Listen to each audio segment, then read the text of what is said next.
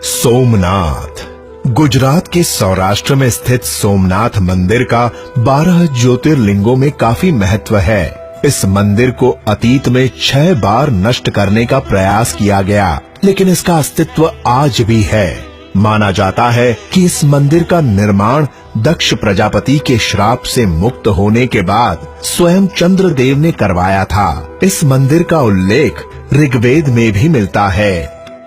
महाकालेश्वर मध्य प्रदेश के उज्जैन स्थित महाकालेश्वर मंदिर का महत्व दूसरे सभी ज्योतिर्लिंगों से अधिक है। माना जाता है कि यह ज्योतिर्लिंग स्वयंभू है और इसकी सभी शक्तियों का स्रोत वह स्वयं है, जबकि बाकी सभी ज्योतिर्लिंग मंत्र शक्ति के आधार पर स्थापित किए गए हैं।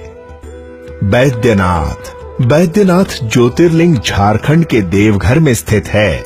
देवघर यानी देवताओं का घर। यह ज्योतिर्लिंग सिद्ध पीठ है, यानी मान्यता है कि यहाँ मांगी गई हर मनोकामना पूर्ण होती है।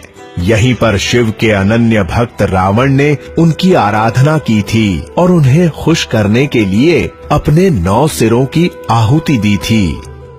रामेश्वरम ज्योतिर्लिंग तमिलनाडु के रामनाथपुरम में स्थित रामेश्वरम ज्योतिर्लिंग की भी काशी विश्वनाथ जैसी ही मान्यता है। भगवान राम ने लंका पर आक्रमण करने से पहले यहीं पर भगवान शिव की पूजा की थी। यहीं पर रामेश्वरम सेतु भी स्थित है।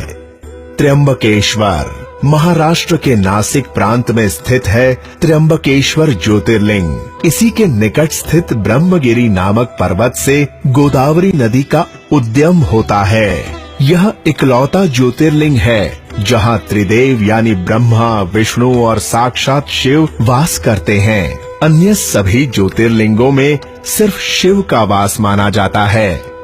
केदारनाथ उत्तराखंड के रुद्रप्रयाग जिले में स्थित केदारनाथ मंदिर न सिर्फ 12 ज्योतिर्लिंगों में सम्मिलित है, बल्कि 4 धाम और 5 केदार में से भी एक है। यहाँ की प्रतिकूल जलवायु के कारण इसे अप्रैल से नवंबर माह में ही दर्शन के लिए खोला जाता है। ओमकारेश्वर मध्य प्रदेश में नर्मदा के तट पर शिवपुरी नामक एक टापू पर ओमकारेश्वर ज्योतिर्लिंग स्थित है। कहा जाता है कि इस टापू का आकार ओम की तरह है और स्वयं नर्मदा के कटाव से इसका यह आकार बना है। इसीलिए इस मंदिर का नाम ओमकारेश्वर पड़ा है। इसका मूल नाम मानधाता है। यहाँ ओमकारेश्वर और अमरेश्वर नाम के 2 मंदिर हैं, जिनमें नियमित रूप से पूजा की जाती है। धृष्णेश्वर महाराष्ट्र के औरंगाबाद के पास धृष्णेश्वर या धुष्मेश्वर महादेव का मंदिर स्थित है। यह मंदिर इलोरा की गुफाओं के पास स्थित है। 12 ज्योतिर्लिंगों में इसे अंतिम ज्योतिर्लिंग माना जाता है। मंदिर की उत्पत्ति से जुड़ी एक पौराणिक कथा के नाम पर ही इसका नाम धृष्णेश्वर पड़ा है। मल्लिकार्जुन आंध्र प्रदेश स्थित मल्लिकार्जुन मंदिर को श्री शैल के नाम से भी जाना जाता है। महाशिवरात्रि इस मंदिर में मनाया जाने वाला सबसे प्रमुख त्योहार है। इस मंदिर में भगवान शिव समेत उनके समस्त परिवार, पार्वती, कार्तिकेय और गणेश का भी वास माना जाता है। नागेश्वर ज्योतिर्लिंग गुजरात में द्वारिका प्रांत में स्थित है। इस ज्योतिर्लिंग की शास्त्रों में बड़ी महिमा बताई गई है। कहा जाता है कि जो भी इस ज्योतिर्लिंग की उत्पत्ति और महात्म्य की कथा सुनेगा वह मोक्ष को प्राप्त होगा।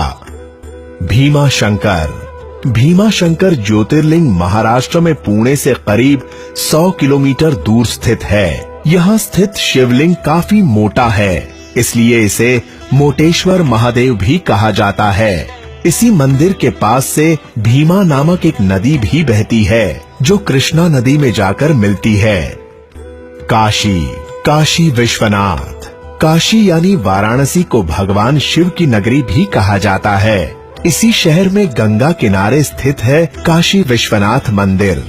इस मंदिर के दर्शनों को मोक्ष प्रदायी माना जाता है। मान्यता है कि प्रलय काल में भी इस ज्योतिर्लिंग का लोप नहीं होता और यह जस का तस रहता है।